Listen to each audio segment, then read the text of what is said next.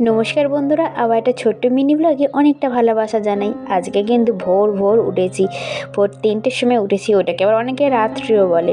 তো উঠে রেডি ফেডি হয়ে গেছি, ওই 4টের মধ্যে রেডি হয়ে গেছি। আর আমাদের জন্য এই গাড়িটা এসেছে 4টের সময়। তো সেখান থেকেই এখন আমরা যাচ্ছি হাওড়া স্টেশনেতে। আমি, বর্মশাই ফ্রেন্ড, তার ওয়াইফ আর একটা বাচ্চা।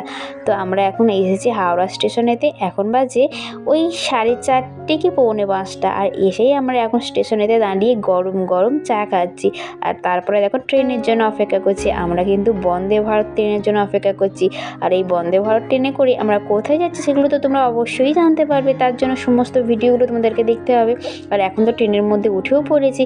আর এখন দেখো ট্রেনে বসে চা বা কফি খাচ্ছি। আর তারপরে বাইরের সুন্দর দৃশ্য দেখতে দেখতে আমরা সোজা চলে এসেছি।